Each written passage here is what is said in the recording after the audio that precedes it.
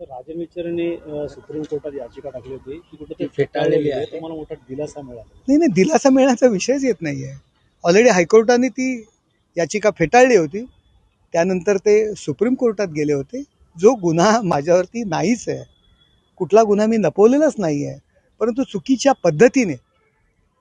पद्धतीने संभ्रम निर्माण करणं आणि बरोबर असलेले कार्यकर्ते थांबवण्याकरता अशा पद्धतीचे त्यांनी कृत्य केले होते. तो विषय कुठला आहे, कुठल्या विषयाची ती याचिका होती?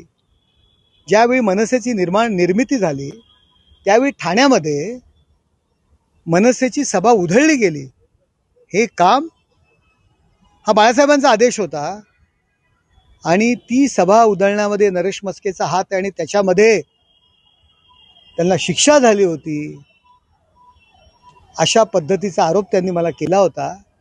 पक्षाकरता अनेक गोष्टी ह्या नरेश मस्केंनी सहन केलेल्या आहेत, पक्षाचा आदेश मानलेला आहे आणि आदेशावर कृत्य केली आहेत नाही आहेत ठाण्यातील जनतेला माहिती आहे.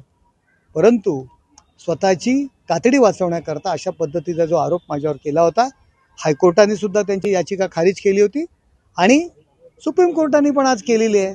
त्यामुळे दिलासा कसला, दिलासाचा विषयच येत नाही आहे. राजन विचारे यांची सगळीकडे हार होते. लोकसभेत हार झाली, विधानसभेत हार झाली, नगरसेवकाला हार झाली, आता कोर्टात पण हार झाली. हार नावाचा हार त्यांना घालणं गरजेचं आहे.